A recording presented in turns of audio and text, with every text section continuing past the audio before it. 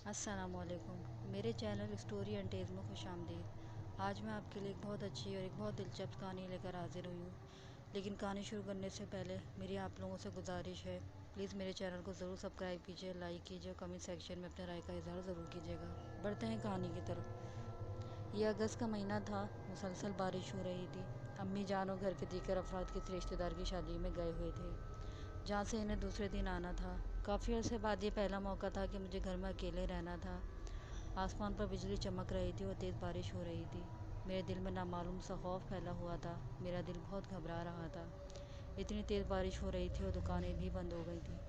تقریباً 11 بجے کا وقت تھا، نیند آنکھوں سے کسود ہوئی۔ رات نہ جانے کون سا پیر تھا، مجھے محسوس ہوا کہ گھر میں میرے علاوہ بھی کوئی اور موجود ہے، مگر نظر کوئی نہیں آ رہا۔ پھر اچانک لائٹ چلی گئی، مجھے دو آنکھیں اپنی طرف گھرتی ہوئی نظر آئیں، سرخ انگارہ آنکھیں۔ ایسا لگا کہ انگارے مجھے جلا کے ختم کر دیں گے۔ اسی اثنا میں لائٹ آ گئی۔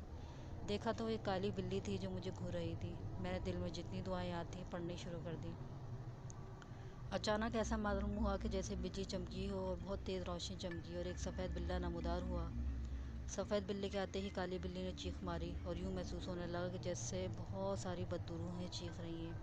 کالی بلی غائب ہو چکی تھی، اس کے پیچھے سفید بلّا بھی غائب ہو گیا۔ بارش مسلسل جاری تھی، بادل بھی خوب گرج چمک رہے تھے۔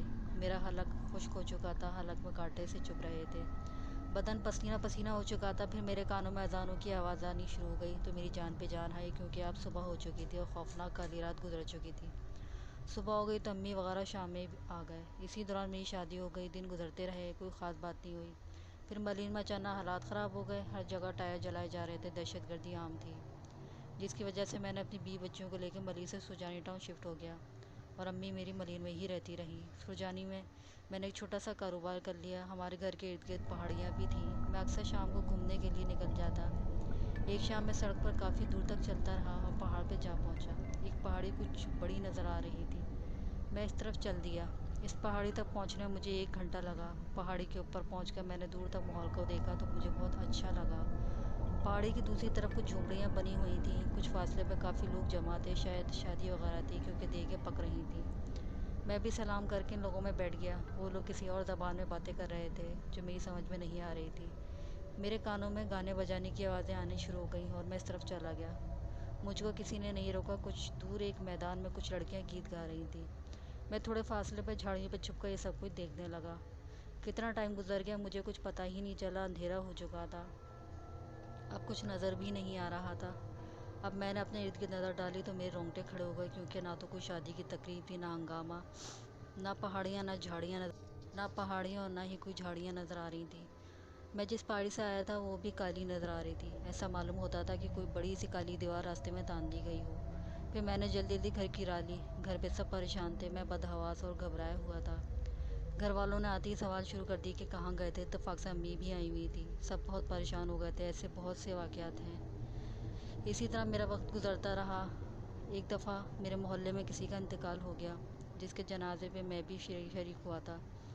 جنازے کو کھوکھرا پارک قبرستان ملین میں دفن کرنا تھا۔ جب ہم لوگ جنازہ دفنا کے فاتحہ وغیرہ پڑھ چکے تو میں نے اپنی سالانہ عادت سے مجبور ہو کر حسب عادت قبروں میں جھانکنا شروع کر دیا۔